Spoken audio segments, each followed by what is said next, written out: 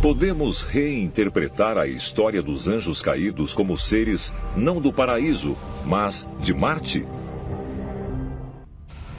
Podemos imaginar que a vida na Terra começou em Marte, então, de certo modo, somos todos marcianos ou descendentes. A vida na Terra semeada por Marte? Podemos, de fato, ser marcianos, direcionado e orquestrado por humanoides que existiram no planeta vermelho, encontrados nos textos apócrifos da Bíblia hebraica, representados como anjos caídos.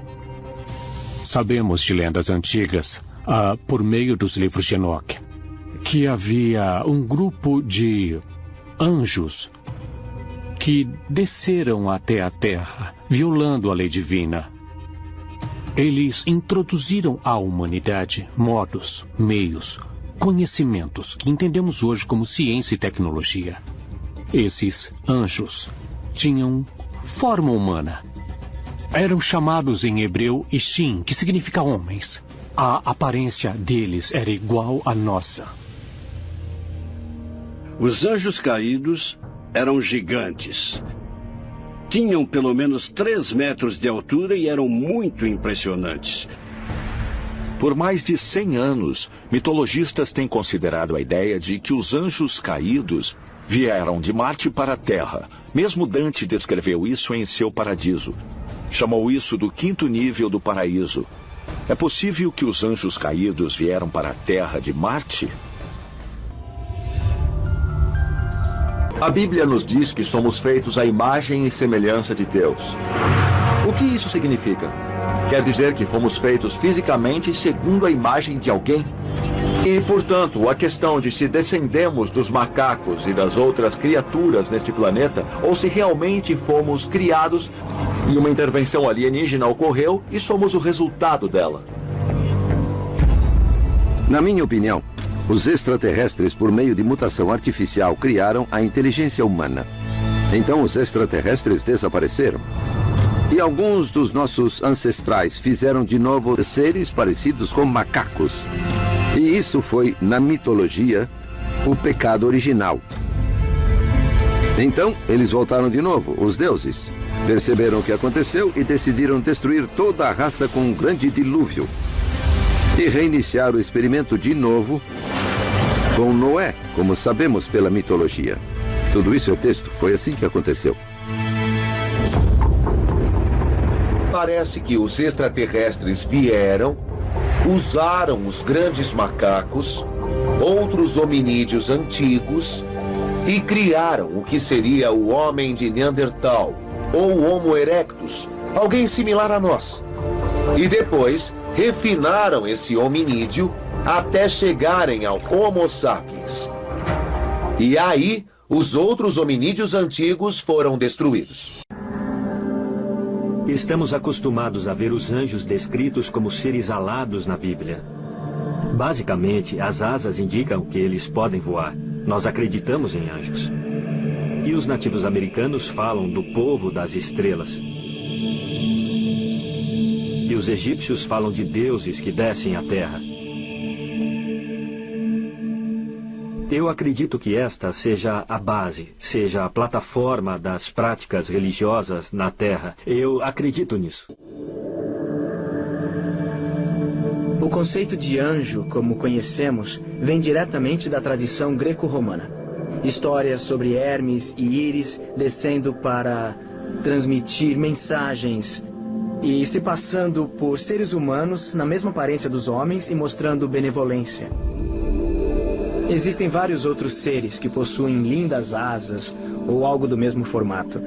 Mas esses seres, seja lá do que forem feitos, são uma maneira de nos dizer que temos uma certa dificuldade em entender o que nos separa deles e dos deuses. Era preciso que eles fossem seres estranhos e com asas. Os anjos aparecem em várias culturas como uma tecnologia erroneamente identificada. Se eles vissem alguém voando, seja um ser humano ou um humanoide, seria normal atribuir asas a este ser. Mas, na verdade, não acho que eles tinham asas. Era um jeito do homem do passado de dizer que eles podiam voar. Pesquisadores também concluíram que os anjos, se comparados aos humanos, seriam pesados demais para voar. Nós não temos aerodinâmica para voar. E somos muito pesados. Temos ossos pesados, músculos sólidos. E isso impediria um humanoide de voar. Mas se é impossível para um anjo ter asas, como ele consegue descer à terra e subir aos céus?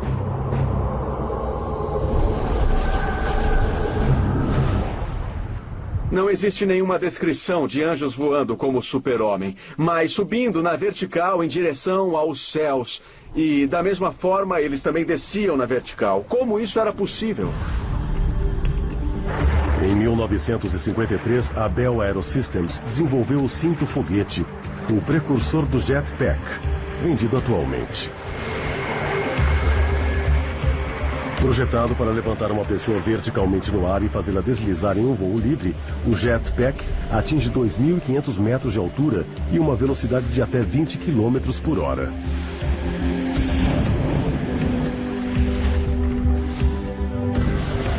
Analisando um jetpack moderno, o usuário sobe e desce em uma posição vertical. Agora imagine nossos ancestrais vendo uma cena dessas. Como eles reagiriam? Obviamente, diriam: nossa, isso só pode ser uma criatura divina. Essa criatura é algum tipo de Deus, porque tem a capacidade de voar. São como pássaros e nem mesmo o céu é o limite para eles. Mas será que um aparelho parecido com o jetpack poderia explicar como os anjos da Bíblia eram capazes de subir verticalmente e desaparecer no céu? Teriam eles outros métodos de voo que nossos ancestrais desconheciam? Ezequiel fala de uma carruagem voadora. O Antigo Testamento fala de uma coluna de nuvem de dia e uma coluna de fogo à noite.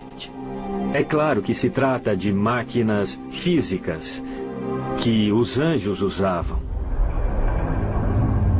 A história de Jacó e do anjo em Gênesis 28 é o famoso clássico caso de OVNIs. Jacó adormece e sonha com um anjo descendo e subindo uma escada. E essa escada vem do céu. Imagine a porta de uma espaçonave abrindo e uma rampa saindo dela. Parece bastante uma escada. Então, é possível que essa passagem da Bíblia nada mais seja do que um mecanismo tecnológico descrito como uma escada. Nossos ancestrais tentaram explicar uma tecnologia alienígena, sugerindo que um visitante de outro planeta era um visitante do céu com asas de pássaro? Se a resposta for sim, as implicações são profundas e potencialmente perturbadoras. Pois, se anjos forem mesmo visitantes de outros planetas, qual é sua missão? Estariam eles apenas nos vigiando? Ou talvez exista um propósito mais sinistro? O livro do Gênesis da Bíblia fala de como algo que não era humano, talvez angelical, talvez extraterrestre, viu as lindas virgens dos humanos fazendo híbridos, e disso surgiram os híbridos conhecidos como os gigantes Néfilins. Alguma outra coisa com grande inteligência deve tê-los feito para que viessem trabalhar neste planeta. Outros sugerem que a verdade é ainda mais incrível. Mas há um movimento para ir bem mais longe na fusão de biologia com tecnologia chamado de transhumanismo. –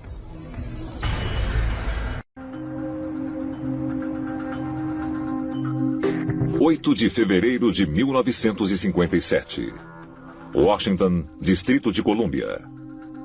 No hospital Walter Reed, o cientista húngaro John von Neumann, o homem que teve a ideia de robôs autorreplicantes, morria aos 53 anos de idade.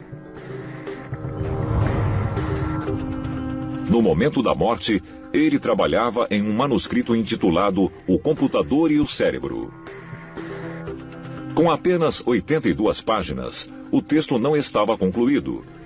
Mas alguns sugeriram que von Neumann explorava a possibilidade de reproduzir inteiramente a mente humana em um computador. Para os transhumanistas, isso abre a porta para o que muitos consideram uma das inovações mais radicais: a transferência mental. As empresas já fizeram o que chamamos de interfaces neurais, em que ligaram computadores nos cérebros das pessoas através de cabos.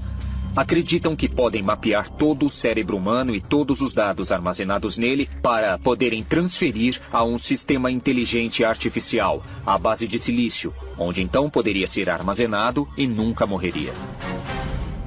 O conceito de que formas de vida extraterrestre possam ter vindo para a Terra primeiro como máquinas ou robôs não é apenas provável, mas lógico. E pode até ajudar a explicar uma série de encontros com extraterrestres que têm sido relatados até recentemente, no século XX. Encontros com os visitantes robôs que antes poderiam ser chamados de Greys.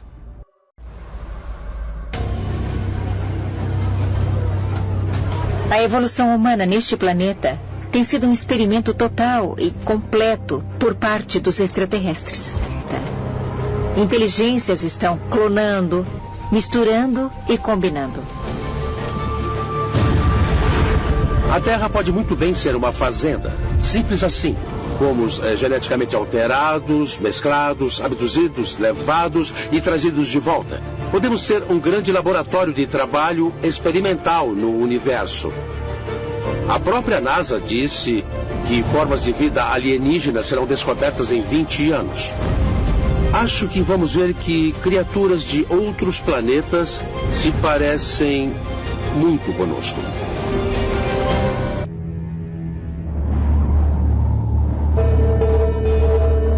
Cidade de Guanghan, China, 1986.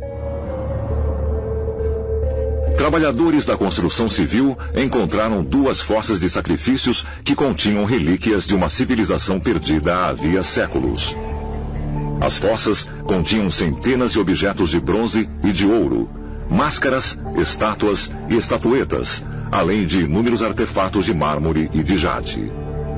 Historiadores chineses consideraram a descoberta uma das mais importantes do século XX e dataram as fossas como tendo sido feitas entre 3 e 5 mil anos, portanto, do início da civilização chinesa.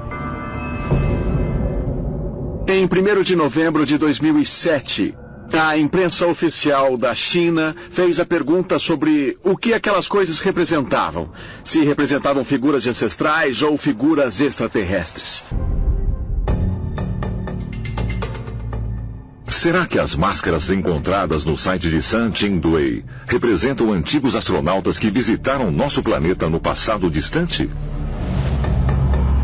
E se for assim, isso pode explicar o súbito desaparecimento de uma civilização aparentemente avançada. No final, desapareceram e não sabemos o que houve com eles. Será que foram um tipo de civilização extraterrestre ou uma civilização híbrida com a humana? E que pode ter sido levada embora em algum momento? Talvez mudada para outro lugar?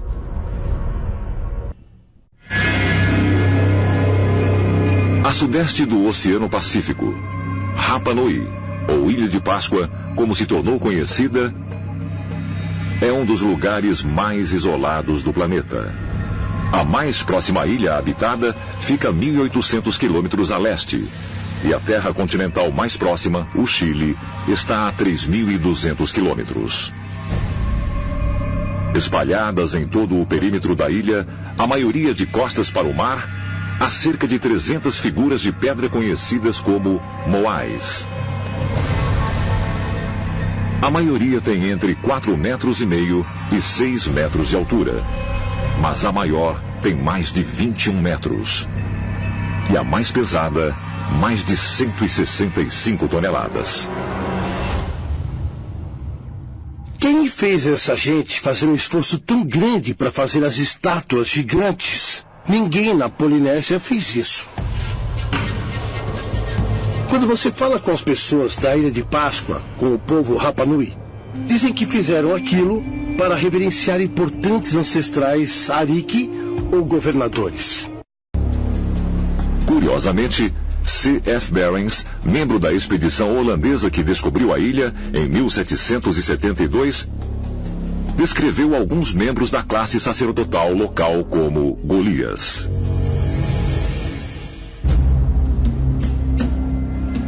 C.F. Barings reportou ter visto gigantes.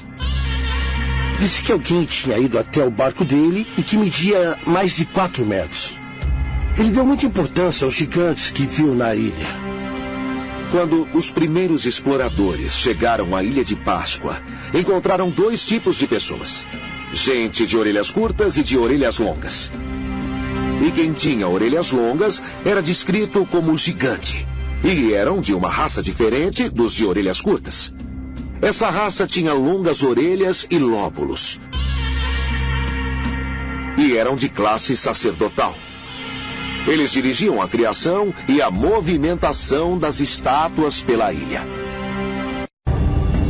Francis Mazière, um etnólogo francês que fez uma pesquisa na ilha em 1963, registrou lendas locais de que os primeiros homens a habitar a ilha tinham enorme estatura.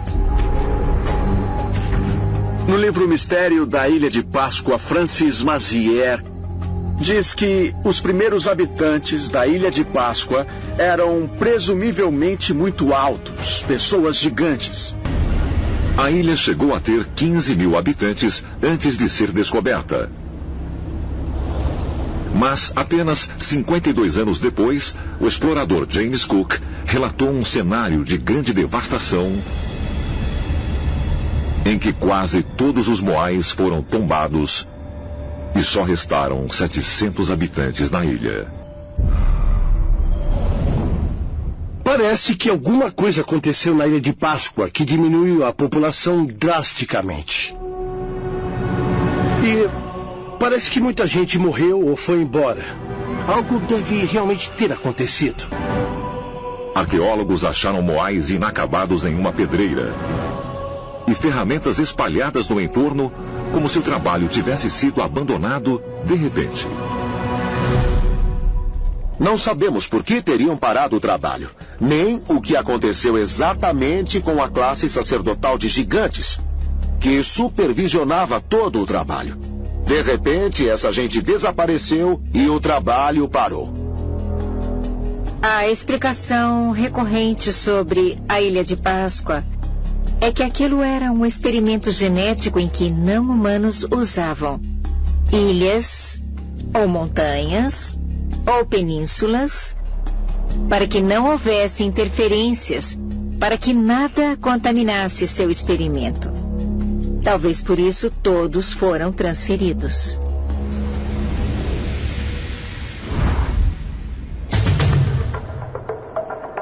Será mesmo que um povo inteiro foi fisicamente removido da ilha logo depois de sua descoberta no domingo de Páscoa? E se for assim, um desaparecimento em massa seria parte de experimentações extraterrestres na Terra? Talvez evidências desse tipo de conexão possam ser achadas nas selvas da América Central, em uma civilização que parece ter estrategicamente abandonado seus lugares sagrados sem deixar rastro. Temos uma dezena de estranhas espirais escavadas na pedra. Arqueólogos acham que representam o Sol. Mas algumas espirais são estranhas, e uma delas tem até pequenas espirais saindo dela. Então você se pergunta se as espirais não seriam, na verdade, a representação de algum portal ou de alguma passagem para uma outra dimensão.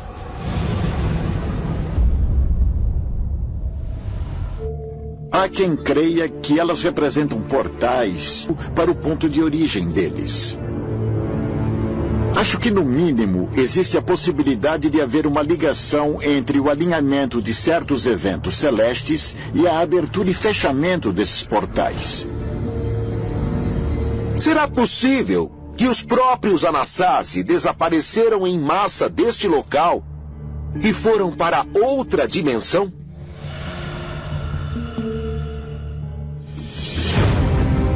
Será que a forma espiral dos petróglifos deixados pelos Anasazi representam mesmo portais?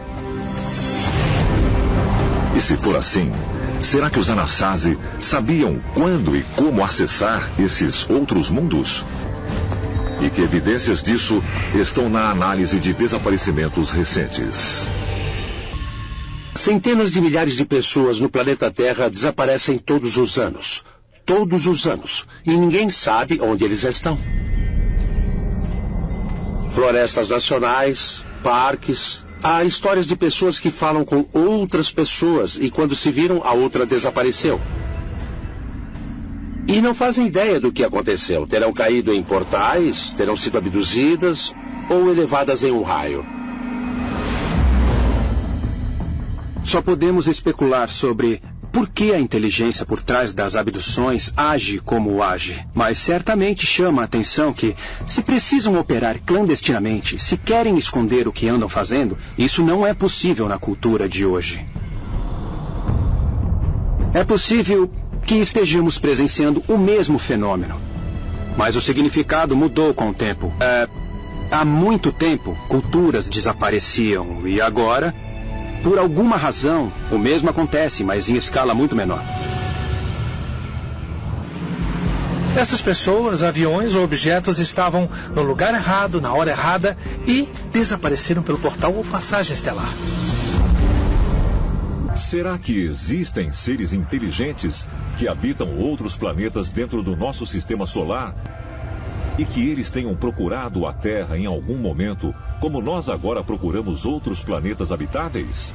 No Antigo Egito, você tinha, por exemplo, Osíris, que veio de Órion. Osíris era casado com Ísis. Ísis veio da estrela de Sírius. Esses extraterrestres, chamados deuses, apontavam para o céu e diziam: "Olha, aquela é a nossa casa."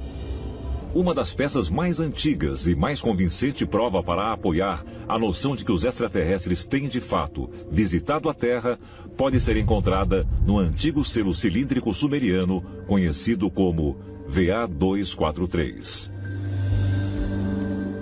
O autor, Zecharia Sitchin, foi o primeiro a sugerir que este selo, que se estima ter pelo menos 4.500 anos, seja uma representação do nosso sistema solar. Você pode ver no selo que há um modelo completo de todo o sistema solar, com precisão mostrando o Sol no centro. Mas antes de Copérnico e Galileu, ninguém sabia que nós orbitávamos o Sol. Assim, a única explicação é que alguém que tivesse esse conhecimento passou à humanidade, e de que houve presença extraterrestre na interação com as pessoas no passado. E vemos isso em todo o globo. A tribo de Dogon e os antigos egípcios acreditavam que seus deuses vieram da estrela Sirius, com o aglomerado estelar Pleiades, assim como fizeram os americanos nativos a centenas de quilômetros de distância. Talvez mais evidências sejam reveladas com nossos planos de colonizar Marte. Primavera de 2013. O projeto Mars One solicita candidatos para a colonização de Marte. Mais de 200 mil pessoas se inscreveram para serem os primeiros humanos a colonizar o planeta vermelho. Apenas 24 serão selecionados. Nenhum deles deverá voltar. A missão Mars One é uma missão muito ambiciosa. Eles reuniram todos os fornecedores aeroespaciais do mundo e tentaram fazer uso pesado da experiência na estação espacial, onde eles fizeram módulos para viver. Esses mesmos módulos podem ser levados a Marte e manter a vida humana. Os cientistas estão testando modelos de alojamentos para Marte, como o Deep Space Habitat, da NASA. Os engenheiros projetaram os casulos a serem construídos remotamente antes dos humanos chegarem. Uma vez construídos, os habitats fornecerão oxigênio e água e minimizarão os efeitos nocivos da radiação atmosférica para os seres humanos. Mesmo essas façanhas de engenharia não vão permitir que os seres humanos vivam em Marte por longos períodos de tempo. Temos tentado experiências de como criar um ambiente de sobrevivência em um casulo e parece ser muito difícil conseguir para um período de tempo muito longo. E se queremos habitação a longo prazo em Marte e a colonização de Marte, pessoalmente eu voto em terraformação.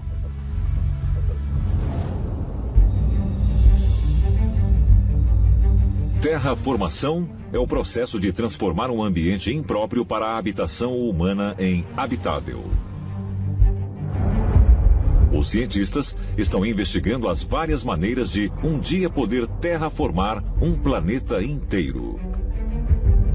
Quando você pensa em terraformação em Marte, a chave é conseguir uma atmosfera densa, que forma uma proteção contra a radiação do Sol. Faz com que a temperatura suba o suficiente para produzir a vida vegetal e o oxigênio.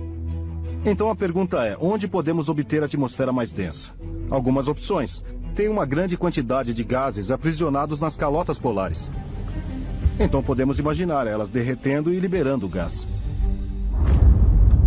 Terraformar um outro planeta é uma perspectiva de muito longo tempo. Se vamos terraformar Marte para tornar mais parecido com a Terra, podemos pensar em algumas maneiras de fazer isso. Podemos semear micróbios que podem produzir uma atmosfera mais espessa. Podemos modificar drasticamente as condições em um planeta para uma intervenção adequada. E Marte parece ser uma boa opção para isso. Marte já foi muito mais parecido com a Terra. Talvez possamos trazer de volta e tornar mais parecido com a Terra novamente.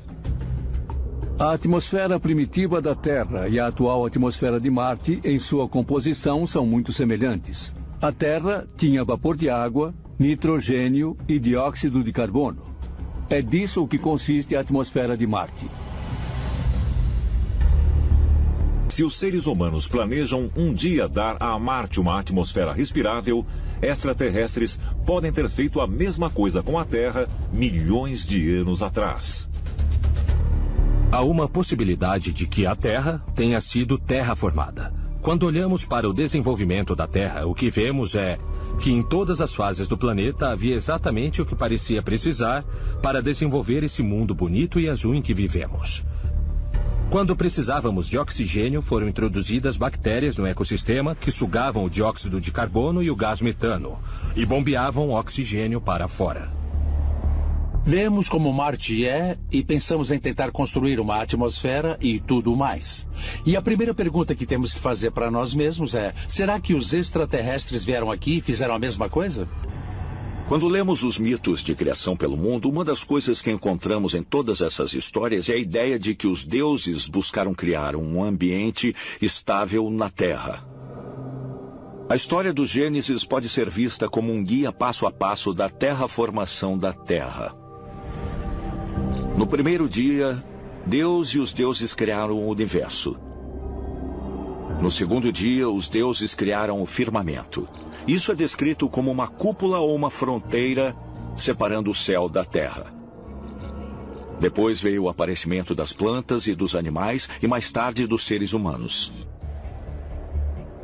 Eu sempre disse que a Terra é um planeta de experimentação. É bem possível que os alienígenas decidiram que, com o fim de limpar o planeta, eles precisavam de uma coisa de uma enorme magnitude, como o dilúvio de que a Bíblia fala. O dilúvio teve como fim principalmente erradicar as pessoas que estavam no planeta naquela época. Bom, Deus podia ser o extraterrestre, podia ter criado o dilúvio. É muito possível, é muito provável que, com o fim de erradicar uma espécie que eles podem ter alterado geneticamente e se equivocado, eles precisaram se livrar dela e começar tudo de novo. As coisas que nós faremos em Marte podem ser exatamente as mesmas coisas que extraterrestres fizeram quando vieram ao nosso planeta.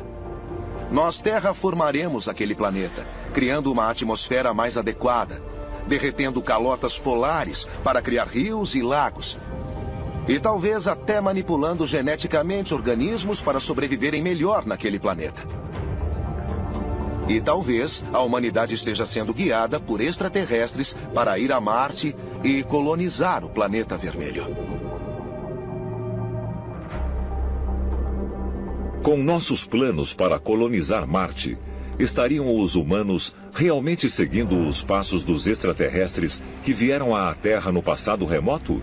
Como há até mesmo evidências de que esses visitantes alienígenas podem ter vindo para cá do mesmo planeta que é agora o nosso destino.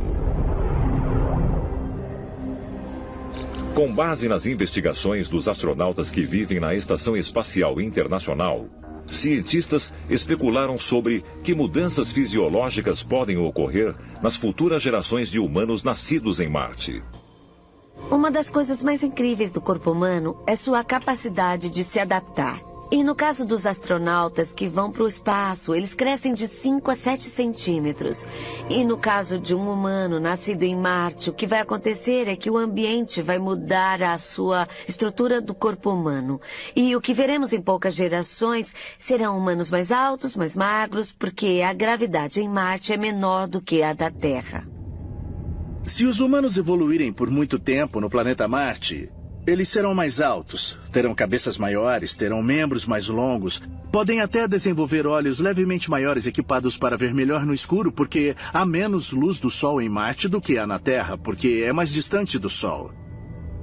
Podem acabar parecendo representações de anjos e vários outros seres divinos sobre os quais lemos na Bíblia e outros documentos antigos. Esses atributos de alguém de um planeta de gravidade baixa como Marte, ou que esteve no espaço muito tempo, podem ser os atributos que nós vemos nos anjos caídos.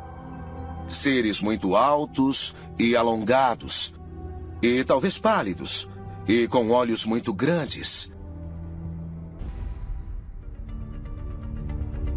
Marte é um ponto muito lógico. Se a vida na Terra um dia se tornar impossível, é o nosso próximo passo, é para onde ir se a sobrevivência da nossa espécie estiver ameaçada. Porque talvez seja de lá que nós viemos. Então talvez nós, terráqueos, sejamos os marcianos. Então a questão é: será que esse jogo tem se repetido há centenas de milhares de anos? É possível que a colonização de Marte seja a chave para a nossa sobrevivência como espécie? E nesse caso, já estivemos perto desse precipício antes? Pode ter havido uma presença humana em Marte milhares de anos atrás? Talvez iremos descobrir a verdade sobre nossos ancestrais alienígenas quando nos tornarmos os extraterrestres em Marte. De fato, Jesus disse: "A casa do meu pai tem muitas moradas." E se isso for apenas uma metáfora que sugere que as casas do universo são um conjunto de espécies diferentes, que o universo é fértil em vida e todos pertencemos a isso? Eu cresci ouvindo a minha avó falando sobre alienígenas, sobre Atlântida e todos esses pontos de vista alternativos da história. Essa era a conversa na hora do jantar na minha casa. Isso significa que a criação é ainda mais magnífica do que nos disseram. Porque o divino está permeado através de todo o universo, não só no planeta Terra. Eu acho que é possível que alienígenas antigos tenham visitado o nosso planeta, porque para nós céticos tudo mudou. Por exemplo, nos últimos 12 anos nós olhamos o pequeno caminho do nosso sistema galáctico e até agora encontramos 3.000 planetas. Quando extrapolamos essa possibilidade por todo o sistema galáctico, é estimado que deva haver bilhões de planetas só em nossa galáxia. Então as chances de encontrar vida são extremamente altas. Mas tenho que dizer uma coisa. Se nós podemos ir até lá, por que eles não podem vir até aqui? Precisamos estar abertos para essa possibilidade que a vida neste planeta foi ligada a seres extraterrestres. Será que extraterrestres realmente têm vindo à Terra e abduzido grandes grupos de pessoas ao longo da história? E se for assim, será que extraterrestres estão conduzindo experimentos para melhorar a raça humana? Preparando-nos para sermos parte de uma comunidade intergaláctica? Um dia, seremos reunidos a nossos ancestrais alienígenas. Mas talvez, para alguns de nós, essa reunião já tenha acontecido.